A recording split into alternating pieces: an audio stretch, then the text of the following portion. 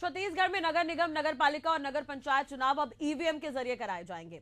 छत्तीसगढ़ निर्वाचन आयोग ने इसके लिए तैयारियों को लेकर दिशा निर्देश जारी कर दिए हैं। चुनाव प्रक्रिया में मेयर, अध्यक्ष और पार्षद के पदों के लिए मतदान अब ईवीएम के जरिए होंगे। तो क्या कुछ प्रक्रिया होगी, इस रिपोर्ट के जरिए आपको बताते हैं।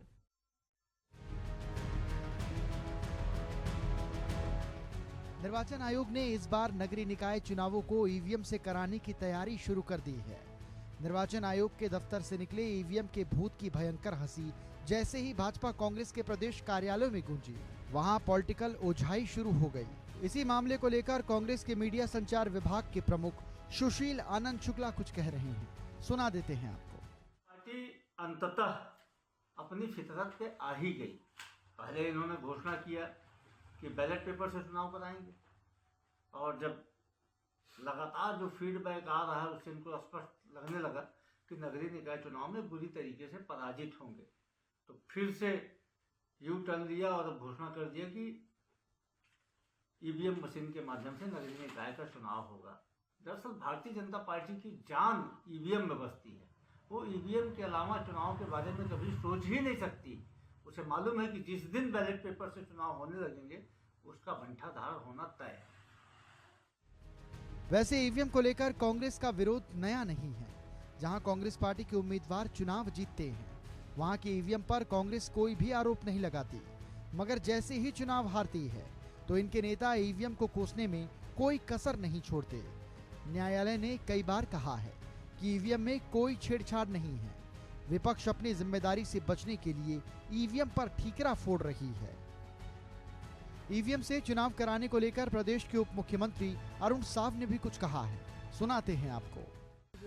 देखिए, ये 2014 में ईवीएम से हुआ था, पर इन्होंने बैलेट पेपर से 2019 में चुनाव कराया था। ईवीएम की जांच और उसकी टेस्टिंग इंजीनियर्स बुलाकर करने पड़ेंगे। वो एक्सरसाइज हो रहा है। यदि संभव हुआ तो निश्चित रूप से ईवीएम से चुनाव होगा। ईवीएम को लेकर बार बार 2500 बार माननीय सर्वोच्च न्यायालय ने, अन्य संस्थाओं ने ये बहुत स्पष्ट रूप से कहा है कि ईवीएम में किसी तरह की छेड़छाड़ की कोई गुंजाइश नहीं है। पर ये विपक्षी दल और विशेषकर कांग्रेस पार्टी अपनी जिम्मेदारी से बचने के लिए लगातार ईवीएम पर ठीकरा फोड़ते हैं। कांग्रेस पार्टी जानती है ना उसके पास नेता है, ना नियत है, ना नेतृत्व है, और अपनी असफलता, विफलता, अपनी अस्वीकार्यता को ईवीएम पर थोप कर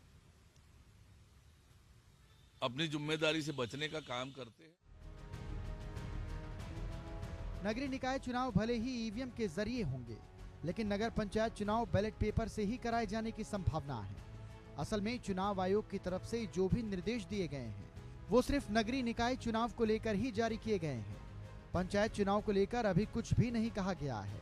ऐसे में देखने वाली बात तो ये होगी कि क्या नगर पंचायत चुनाव बैलेट पेपर से कराए जाएंगे।